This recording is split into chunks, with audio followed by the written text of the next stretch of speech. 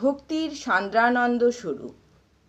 শ্রীল রূপ গোস্বামী বলেছেন যে ব্রহ্মে লীন হয়ে যাওয়ার আনন্দকে যদি কোটি কোটি গুণ বর্ধিত করা যায়, তাহলেও ভগবত ভক্তির আনন্দের সমুদ্রের এক বিন্দুর সঙ্গেও তার তুলনা হয় না।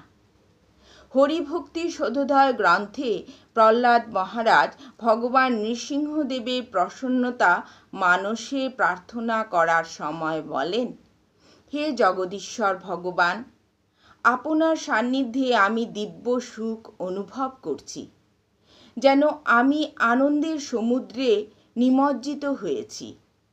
এই আনন্দের কাছে ব্রহ্মানন্দকে গোষ্পদ তুল্য বলে মনে হচ্ছে। তেমনি শ্রীল শ্রীধর স্বামীর শ্রীমদ্ ভাগবতের ভাষ্য ভাবার্থ দীপিকায় বলা হয়েছে, হে ভগবান, যে সমস্ত মহাভাগ্যবানেরা তোমার ভক্তি রসামৃত সিন্ধুতে সন্তরণ করেছেন এবং নিরন্তর তোমার লীলামৃত আস্বাদন করছেন, তারা জানেন যে এই পরমানন্দের সঙ্গে ধর্ম, অর্থ, কাম এবং মোক্ষলব্ধ সুখের কোনো তুলনা হয় না। এই ধরনের শুদ্ধ ভক্ত ভগবত ভক্তির আনন্দ ব্যতীত অন্য সমস্ত আনন্দকে তৃণবৎ বিবেচনা করেন। কৃষ্ণাকর্ষণী। শ্রীল রূপ গোস্বামী বলেছেন যে ভক্তি শ্রীকৃষ্ণকে পর্যন্ত আকর্ষণ করে। শ্রীকৃষ্ণ সকলকে আকর্ষণ করে, কিন্তু ভক্তি শ্রীকৃষ্ণকেও আকর্ষণ করে। ভক্তির চরম প্রতীক হচ্ছেন শ্রীমতী রাধারানী। শ্রীকৃষ্ণকে বলা হয় মদনমোহন, অর্থাৎ তার রূপ এতই মনোহর যে তা কোটি কোটি কন্দর্পকেও মোহিত করে।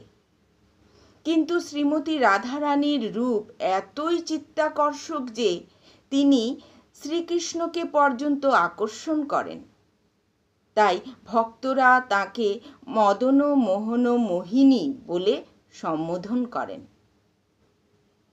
ভগবত ভক্তি আচরণ করার অর্থ হচ্ছে শ্রীমতী রাধারানীর পদাঙ্ক অনুসরণ করা। তাই বৃন্দাবনের ভক্তরা শ্রীমতী রাধারানীর আশ্রয় গ্রহণ করেন, যাতে তাদের ভক্তি সার্থক হয়। পক্ষান্তরে বলা যায়, ভক্তি কোনো জড় জাগতিক কর্ম নয়, তা সরাসরিভাবে রাধারানীর পরিচালনাধীন। ভগবদ্ গীতায় প্রতিপন্ন হয়েছে যে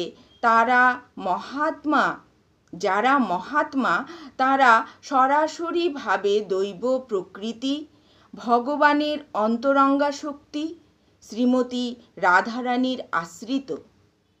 সুতরাং সরাসরিভাবে ভগবানের অন্তরঙ্গা শক্তির পরিচালনাধীন হওয়ার ফলে ভগবত ভক্তি শ্রীকৃষ্ণকে পর্যন্ত আকর্ষণ করে।